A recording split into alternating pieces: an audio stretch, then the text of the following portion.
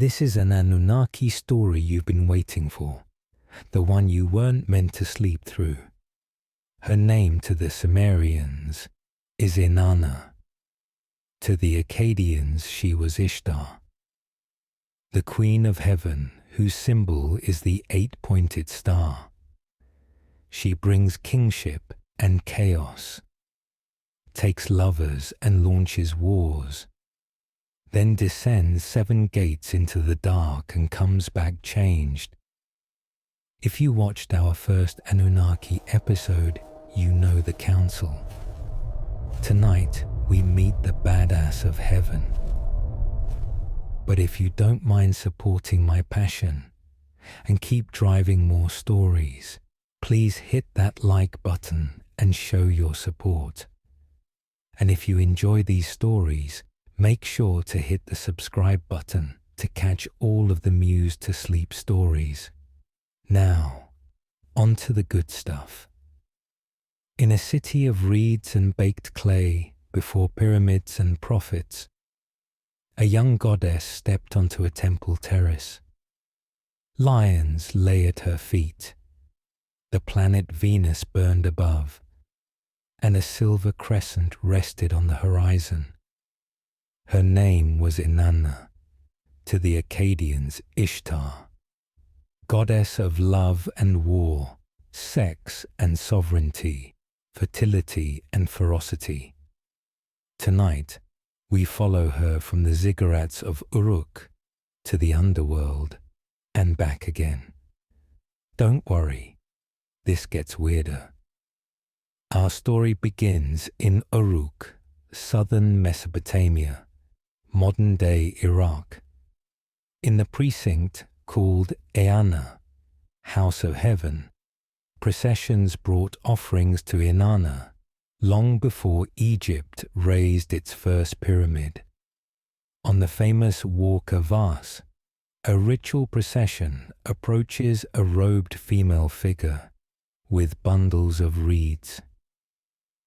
Nearly 5,500 years old, and many scholars read that figure as Inanna, patroness of Uruk. Inanna is complex.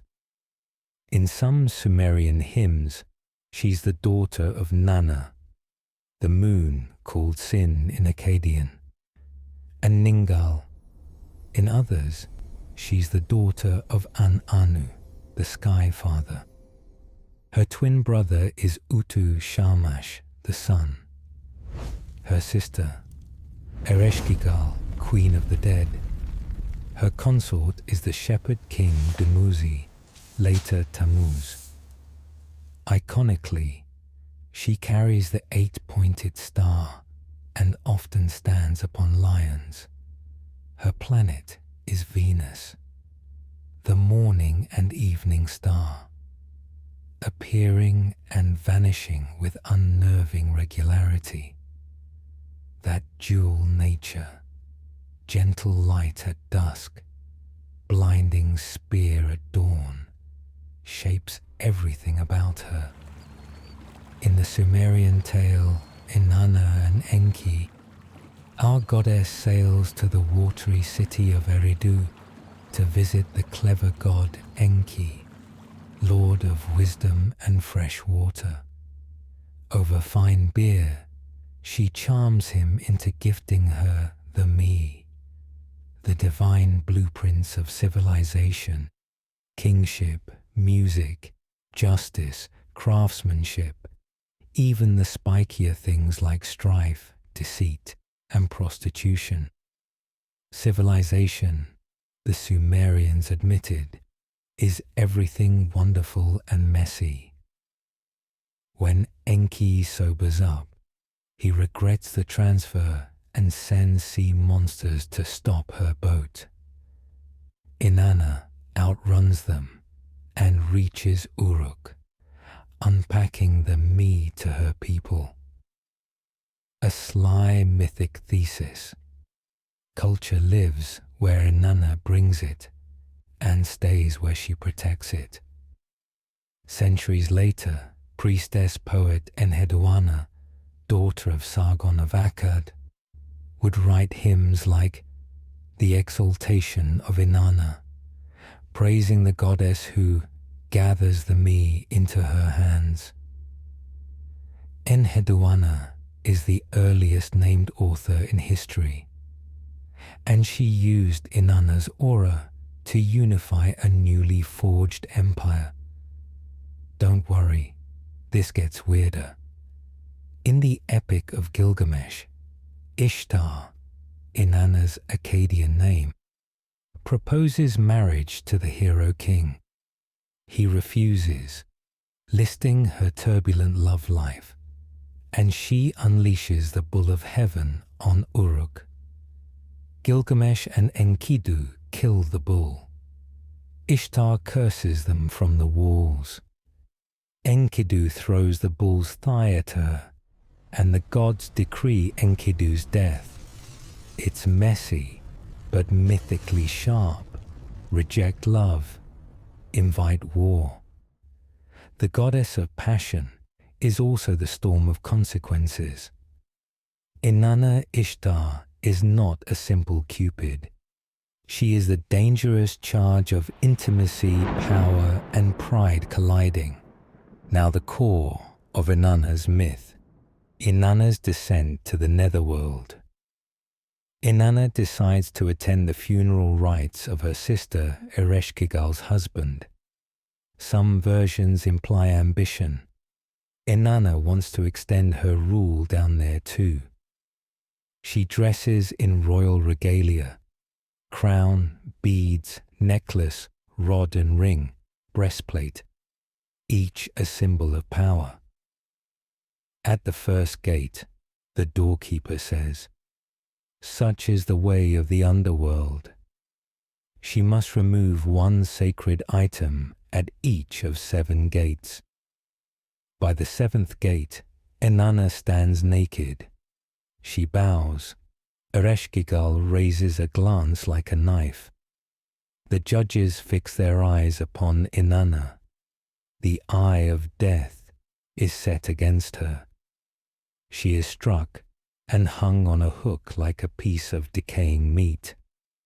The Queen of Heaven becomes a corpse. Back in the world above, nothing grows. Inanna's loyal vizier Ninshuber appeals to the gods. Most refuse. Only Enki answers. He fashions 2 tiny, gender-ambiguous beings, the Kurgara and Galatur, from dirt under his fingernails, and gives them the food and water of life. They slip into the underworld and find Ereshkigal in labor-like agony. They mirror her cries. When she moans, they moan. When she gasps, they gasp. Ereshkigal, astonished to be understood, offers them a gift. They ask for Inanna's hanging corpse.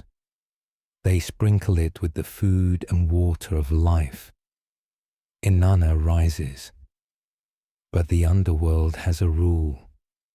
No one leaves without a substitute. Demons, the Gala, escort Inanna back. She refuses to hand over Ninshubur, who wore sackcloth in her absence.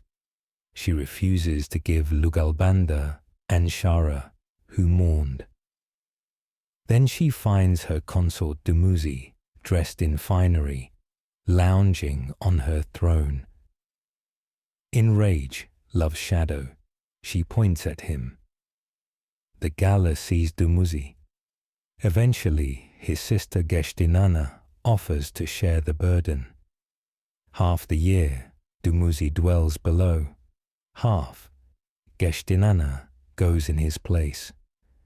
And in that rhythm, the seasons turn. When Inanna descends, growth halts. When she returns, life returns. The oldest explanation for the world's pulsing grief and joy.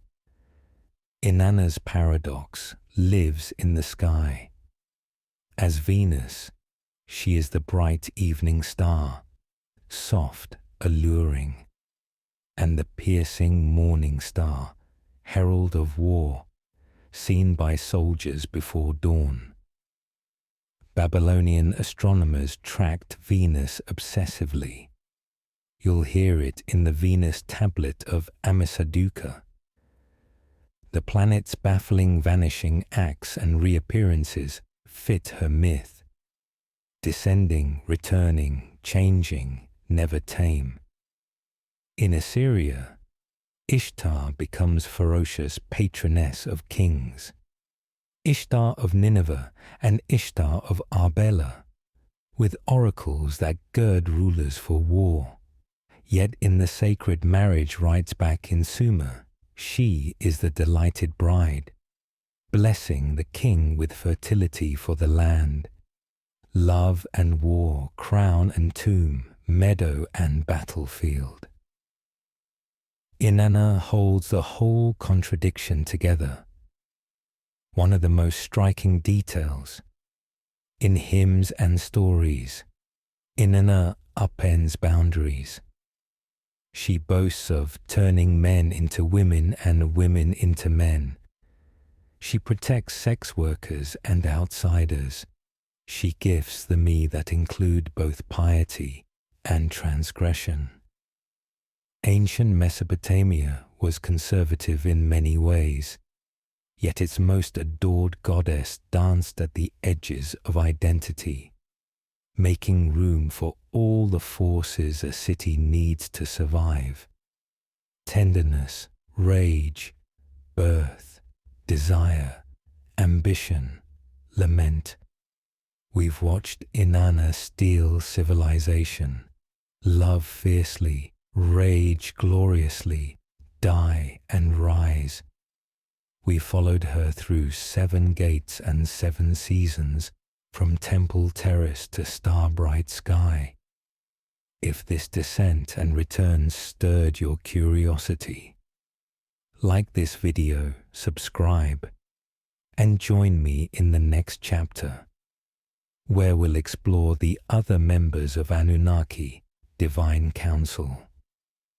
This has been Muse to Sleep. Close your eyes and let the Queen of Heaven guard your dreams.